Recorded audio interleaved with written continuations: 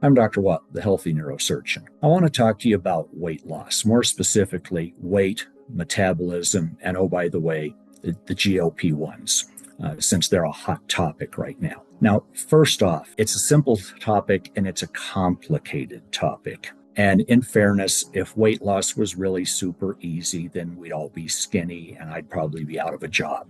So I'll give you that. And individuals are individuals, and I'm going to be speaking using a broad paintbrush, talking in generalities about the population overall. You can always find an exception. Now, first things first, I actually try not to talk to my patients about their weight. What really matters is what's making up the weight. What I like to test is your percentage body fat. How much muscle do you have? How much fat do you have? And ideally, you want lots of muscle mass. Muscle is the organ of longevity. And you want a relatively low amount of fat mass. A test or an index that's spit out a lot of times on forms, the insurance companies love it, is BMI. And the problem with BMI, body mass index, is it's two numbers, your height and your weight. I've had some patients that were extremely healthy, but they were serious weightlifters. They had huge amounts of muscle mass. They were very, very lean. They were in excellent health. And the life insurance company didn't want to write their policy because their BMI was high. It looks just at weight, not what's making up the weight. I also have some older ladies that come in, and I admit I call them to their face skinny fat. Their BMI is actually normal, but the problem is almost all of their weight is being made up by fat. They're low in muscle, they're osteoporotic, low in bone. So their weight on the scale supposedly is fine, but what's making up that weight is very unhealthy. So what you really want to do is look at percentage body fat, which for a woman needs to be under 25% and for a man should be under 20% to be in that healthy zone. Now, having gotten that off my chest, what's the simple part of weight loss? Like it or not, at the end of the day, there's no getting around calories in and calories out. Now, this is when people will push back. But how much your body burns versus how much your body takes in the long run is going to determine whether you're gaining body mass or losing body mass. Now, there are a lot of factors affecting how you're burning those calories off. But still, no matter what your other problem is, if you're taking in more calories than you're burning off, eventually you're going to gain weight. If you go into a caloric deficit, burning more calories than you're taking in, you're going to lose weight. But again, remember, we want to lose fat, not muscle. So what are some of the considerations? Well, your thyroid function. This is the one that used to get thrown out all the time. Well, doc, I know I'm heavy, but I've got a thyroid condition. All right, your thyroid sets the thermostat on your metabolism.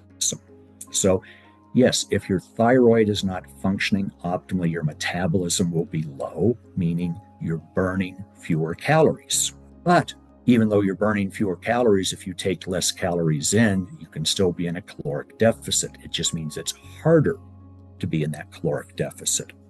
So what do you want to do? Fix your thyroid function. I never use thyroid medication as a weight loss drug per se. But when somebody comes in to see me initially, and I always look at their thyroid, if their thyroid's low, I certainly don't tell them I want you to lose 10 pounds of fat while your thyroid is not working right. So fix your thyroid. That will increase your metabolism and help you burn the calories off. Testosterone is the master switch for body composition. Having optimal testosterone levels literally tells your body, we really want to take these calories and shift them into muscle, not into fat. Conversely, having low levels of testosterone basically sends your body a signal saying there's no need for any muscle here, so just go ahead and put all these calories into fat. And by the way, muscle wants to be fed all day long. The more muscle you have on your frame, the more of the calories are going to feed the muscle. So again, in trying to strike that balance between caloric intake and caloric burning, the more muscle you have, the more that the muscles are saying, hey, those calories are mine, don't put them in fat. Estrogen can also have a subtle effect on weight. Women are often much more attuned to this than men because they tend to see how their weight fluctuates during their period. But if your estrogen level is out of balance for men or for women, that can also make your body want to store fat. So it's still not an excuse to eat more than you're burning off, but you need to fix your thyroid, fix your testosterone, fix your estrogen, have your biochemistry working appropriately.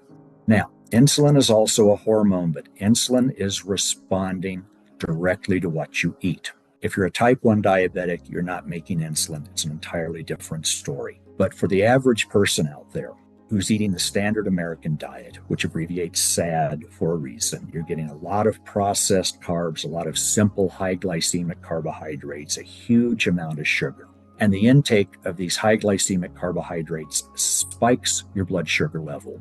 And your body's response to that is to generate insulin, which is the hormone that your body uses to take the sugar out of your bloodstream and put it into your cells so that it can be used.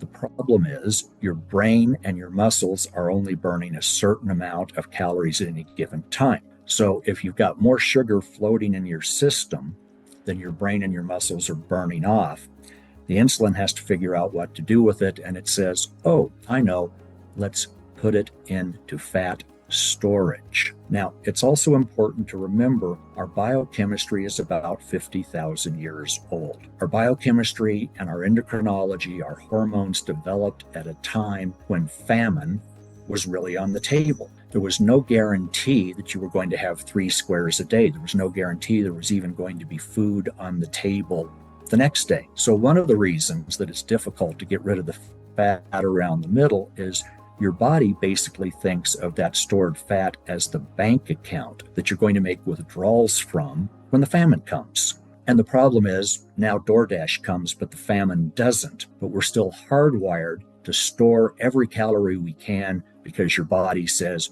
who knows if we're going to eat tomorrow. So when your insulin is high, your insulin's working to take calories, put them into fat, into that bank account. But insulin also works to say, hey, we're not making withdrawals from the bank account today.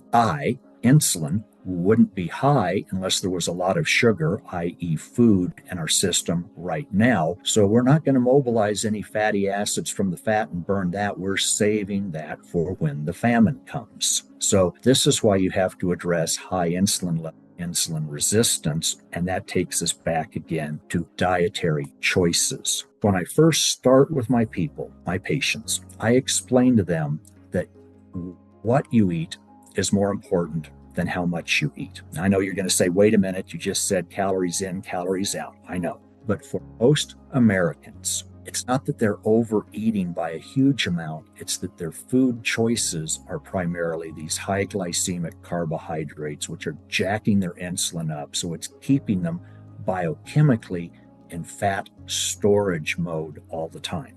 So first things first, you go to a high protein, low glycemic diet. And when people say, Doc, what's the secret? I say, easy, meat and vegetables. And they say, yeah, but what's the secret? The secret is the corn, the rice, the potatoes, the bread, the pasta, the oatmeal, the grain products. And oh, by the way, the fruit are not vegetables. Those are all sugar sources. Real veggies like Mama wanted you to eat, plenty of protein. That gets us out of this insulin-driven fat storage mode. Now, we start there. And do I still see people that when they clean up their choices, they lose a little weight, but they stall out? Of course. This is when it becomes time to say, all right, now let's take a hard look at how many calories you're burning off versus how many calories you're taking in. And unfortunately, if you're an adult, you cannot outrun your fork. Having a ho-ho and then going to the gym and walking on the treadmill for 30 minutes just isn't going to work. Division I college athletes, Olympic athletes, yeah, they can burn their way through on a huge amount of calories and a surprisingly crappy diet. But if you're a real grown-up, that's just not going to fly for you. So after we've cleaned up our choices and now we're coming back to how much in, how much out. Yes, I want you to exercise. I want you to exercise regularly. I want you to exercise strenuously, but you have to be realistic about how many calories you can burn off exercising, even if your thyroid and your testosterone and your estrogen are great. So at some point, you have to be realistic about how much am I taking in. Now, that takes us to the GLP-1s, which of course are on everybody's tongue.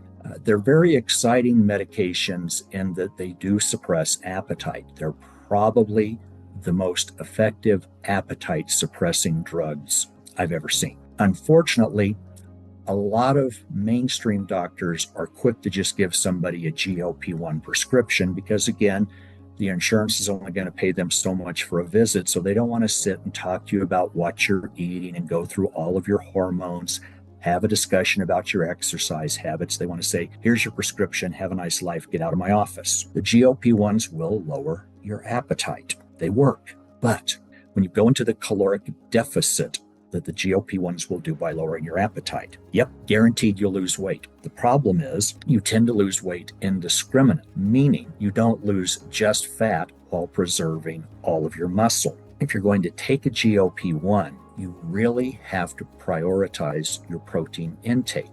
You're using a medication that's going to lower your appetite. You're only feeling like eating so much. So you have to eat your protein first, and you really need to shoot for 1 gram of protein per pound of ideal body weight every day. So if your goal healthy weight is 160 pounds, that's 160 grams of protein a day. That's a lot more protein than most people even come close to. It takes some planning, what I call deliberate eating, to get that much protein in. And if you're taking a medicine that's suppressing your appetite and you really don't feel like eating, then you really have to prioritize that protein. You also absolutely have to be lifting weights, lifting heavy weights, and it's resistance training. It can be bands, it can be machines, it can be free weights, but you've got to be doing resistance training to send the stimulus to your muscles to say, hey, get stronger, get bigger. So if you're on a GLP-1 and you're not maximizing or optimizing your protein, if you're not prioritizing your protein intake, and if you're not lifting weights, at least 2, preferably 3 or 4 times a week, you're going to lose muscle mass, and losing your muscle is not a healthy thing. Now, what else about the GLP-1s? They are very potent drugs, and I'll say it again, they impressively suppress appetite. That's how they help people lose weight. But part of the way they suppress appetite is they slow gastric emptying. It means when you eat something, it stays on your stomach, all right? And that can be a very harsh mistress in terms of learning to eat less, because if you're on a GLP-1 and your stomach is not emptying as fast as it used to, and then you go out to dinner and you have a big meal, you get home, it's going to feel like you've got a bowling ball sitting on your stomach, and you're trying to figure out, can I just outlive this, or do I need to go to the bathroom and make myself throw up and get it over with? All right. There's some concerns that this slowing of gastric emptying can lead to a condition called gastric paresis, where your stomach chronically just doesn't empty correctly. And that can be really problematic for people, because if it gets bad enough, you virtually can't eat anything without it sitting there like a brick in your stomach. Now, I'm not saying it happens a lot, but you need to do an informed consent, a risk-benefit analysis before you take one of these medicines just willy-nilly. Virtually everybody taking it has some degree of nausea and some degree of vomiting because of how it affects your stomach. That's usually dose-related, and you can usually play with the dose to get to a dose that'll suppress your appetite without making you worship the porcelain god. But I've seen a few people that flat out couldn't take them at all, because even at the lowest dose imaginable, they were just hurling their guts out, and they have to say thanks, but no thanks. More commonly, I'll hear the woman say, taking this stuff is like having morning sickness all over again, but I've lost 20 pounds in the last month, so it's worth it. So again, you're having to play with it between side effects on the one hand, desired result on the other.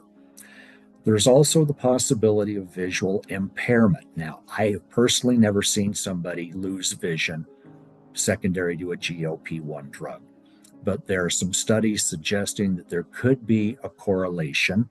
And the problem with statistics is nobody gets a percentage of anything. Even if it's 1 in 100,000, you're either the 1 or you're the 999,999.